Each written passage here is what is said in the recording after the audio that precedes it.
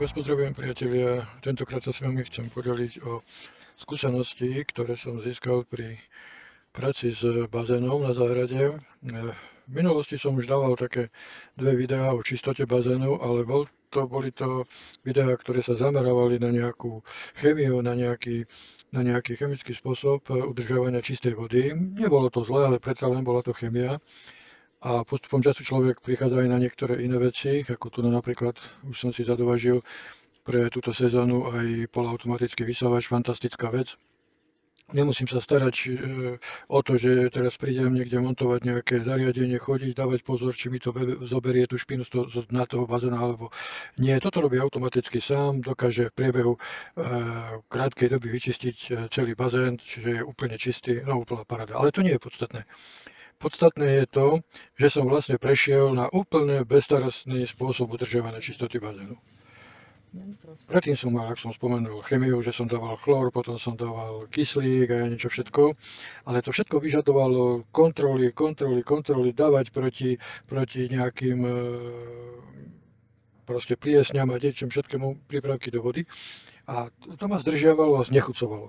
No a nakoniec som sa teda rozhodol, že budem to mať tak, ako mi to doporučili v jednej nemenovanej predajni a mi povedali, že som zbytočne na seba našiel nejakú prácu, ktorá je nad prácou, ako by som povedal, a doporučili mi solinátor. Ja som o tom už predtým počul, ale moc som tiež tomu nedôveroval, aspoň také skúsenosti som mal.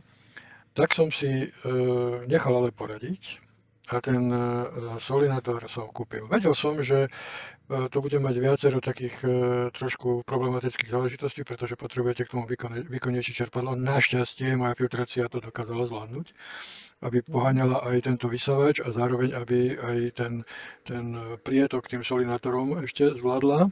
Takže teraz sa pozrieme na ten solinátor, ktorý, tu vidíte ešte aj pripojenie, proste som si urobil trošku inakšie, než som mal predtým, aby som mohol robiť po prípade nejaké úpravy na filtrácie a podobne. Čiže samotná filtrácia sa u mňa nezmenila, ostala tá istá, ktorá je výkonná pomerne filtrácie, ale toto krabička, ktorá tu je napravo, sa volá solinátor. Je to fantastická vec, pretože vám udržuje permanentne celú sezónu čistú vodu, bez toho, že by ste do toho bazénu museli vháňať nejaké chemické prípravky, vločkovače a ja neviem čo všetko. Stačí vám kúpiť si jednu náplň soli, kvalitnej soli, ktorú dostať kúpiť normálne v obchode. Na môj bazén, kde je 5,2 kubíka vody, som potreboval 16 kg soli nasypať do bazénu. Myslel som si najprv, že tá voda bude slaná, ale nebola slaná, bola úplne fantastická. A tento solinátor tú soľ rozkladá na chlor, proste taký prírodný chlor, ktorý necítite, nemáte s tým problémy, neštipe vás na oči, nerobí nič, ale udržuje permanentne čistú vodu. Stačí, keď si raz za 2 dní pustíte ten solinátor na 4 hodiny a máte pokoj celú sezónu. Aj tak treba filtrovať vodu, takže vlastne si tým udržujete maximálne čistú vodu.